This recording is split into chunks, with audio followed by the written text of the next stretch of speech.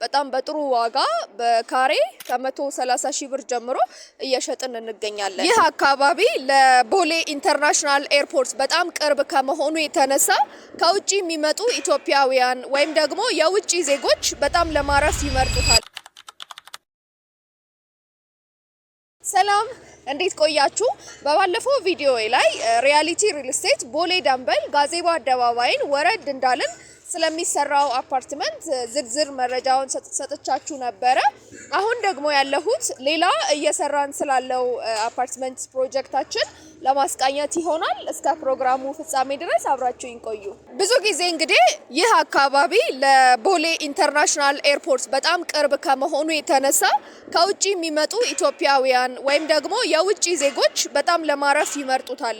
ምክንያቱም አካባቢው ለብዙ ነገር ዋኪንግ ዲስታንስ ነው። ለምሳሌ እንደ ሱፐርማርኬት፣ የእምነት ተቋማት፣ ሌሎች ኮሜርሻል ሞሎች እና ሆቴሎች በአቅራቢያው ስለሚገኙ በጣም የሚመርጡት አካባቢ ነው ቦታው ማለት ነው። ቦሌ ላይ አንድ ብለን ያስረከብነው ህንፃ መገኛው ቦሌ ጃፓን አካባቢ የሚገኘው ባለ 11 ወለል ኮሜርሻል እንደዚሁም ኦፊስ ቢልዲንግ ህንፃ ሲሆን በመቀጠልም አትላስ ከኢሮፒያን ዩኒየን ጀርባ የሚገኘው ዘመናዊ 3 ሰዎች ብቻ በፍሎር የሚኖሩበት ባለ 10 ወለል አፓርትመንት ቤቶችን ከመረከቢያ ጊዜያቸው ማለትም ከ2 ዓመት ጊዜ ቀድመን በ1 ዓመት ከ8 ወር አስረክበናል። ሌላው ሪያሊቲ ፕላዛ በሚል ባለ 13 ወለል ኮሜርሻል እንደዚሁም ኦፊስ ቢልዲንጎችን እንዲሁም ዋና መገኛችንን ሄድኳርተራችንም ነው። በመጨረሻም ካስረከብናቸው ሳይቶች ውስጥ ቦሌ ጃፓን ላይ ባለ 7 ወለል ህንፃ ዘመናዊ አፓርትመንት እና በደንበል ጋዜቦ የሚገኘው ባለ 15 ወለል አፓርትመንት ቤቶቻችን ይገኙበታል። አሁን ያለሁት ቦሌ መድኃኔዓለም ሸገር ህንፃ ጀርባ እያስገነባን ከሚገኘው አፓርትመንታችን ላይ ሲሆን ሪያሊቲ ሪል ስቴት እንግዲህ በጣም በግንባታው ፈጣን የሆነ የሪል ስቴት ካምፓኒ እንደሆነ ሁላችሁም ታውቃላችሁ። እኔም ደግሞ ከዚህ በፊት በነበረኝ ቪዲዮ ላይ እናንተን ለማሳየት ሞክሬያለሁ። ምናልባትም ደግሞ በአካል መታችሁ ደግሞ ስትጎበኙትም እንደዚሁም በፕሮግራሜ መሀከል ላይም ከዚህ በፊት ያስረከብናቸውን ሳይቶች በምን ያህል ጊዜ ተጀምረው እንዳለቁ እንደዚሁም ደግሞ ጥራታቸው፣ ውበታቸውን በተመለከተ በተወሰነ ማስቃኛችሁ ይሆናል።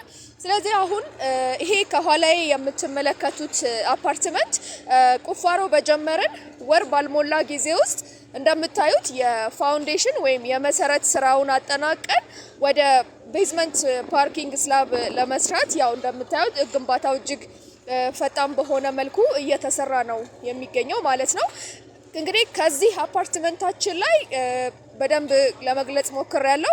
ከዚህ በፊትም ያልሰማችሁኝም ደግሞ ትኖራላችሁ። ስለዚህ ይሄ አፓርትመንታችን የሪያሊቲ ሪል ስቴት 5ኛ ፕሮጀክት ማለት ይቻላል። ከዚህ በፊት 4 ፕሮጀክቶችን እዚሁ ቦሌ አካባቢ ሰርቶ ያስረከበ ሲሆን ይሄ ፕሮጀክታችን ላይ እንግዲህ ግራውንድ ፕላስ 12 የሆነ በፍሎር 3 አባወራ ብቻ የሚኖሩበት አጠቃላይ ደግሞ 36 ሰዎችን የያዘ እጅግ ዘመናዊ አፓርትመንት ሲሆን በዚህም አፓርትመንታችን ላይ ይቀረሽ የሚባል ምንም የጋራ መገልገያ ማለት ሁሉም አይነት የጋራ መገልገያዎች ስቲም፣ ሳውና፣ ጂም እንደዚሁም ከርሰ ምድር ውሃ እና ለተለያዩ ዝግጅቶች የሚሆን አዳራሽን ያካተተ ሲሆን በዚህ አፓርትመንታችን ላይ እንግዲህ ባለ 2 እና ባለ 3 መኝታ አፓርትመንት ብቻ ነው ያካተት ነው ማለት ነው። ሰፋ ያለ ለመኖር የተመቸ ማለት ነው።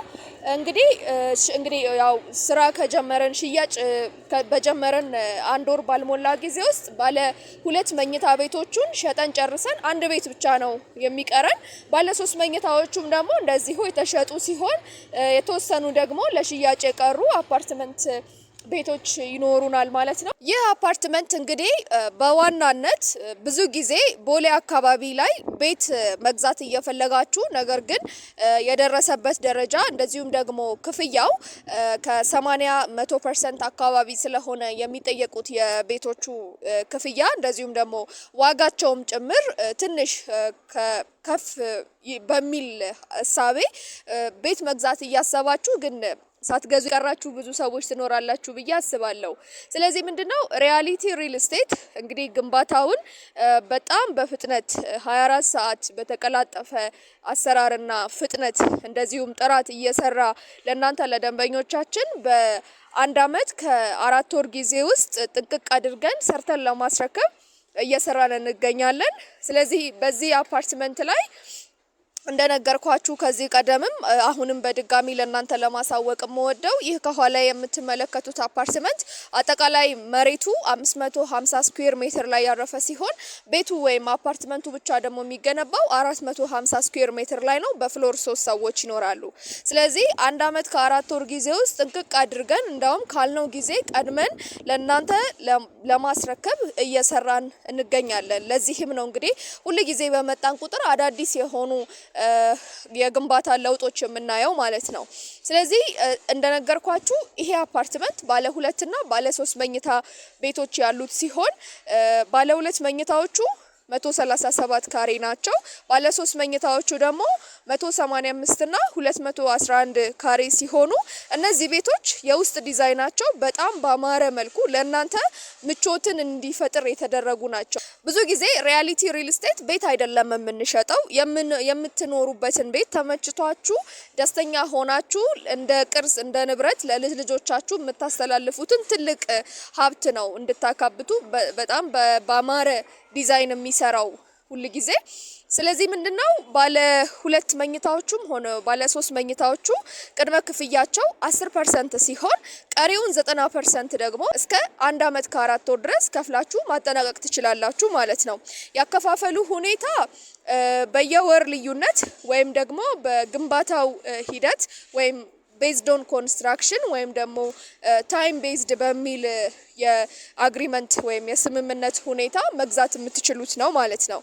ዋጋችንም ደግሞ እጅግ በጣም ተመጣጣኝ፣ እንደውም አሁን ላይ ያው እየተሰራም ያለ አዲስ ሳይትም ስለሆነ በጣም በጥሩ ዋጋ በካሬ ከ130 ሺህ ብር ጀምሮ እየሸጥን እንገኛለን እዚህ ሳይት ላይ ማለት ነው።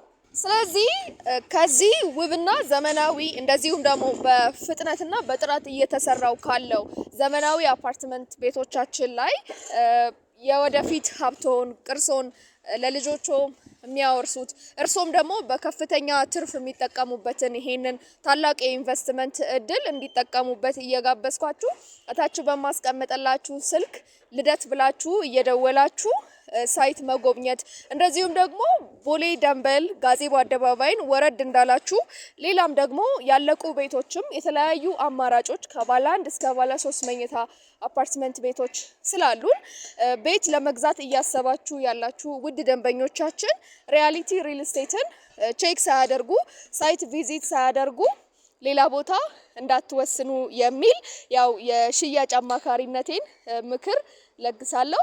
አመሰግናለሁ።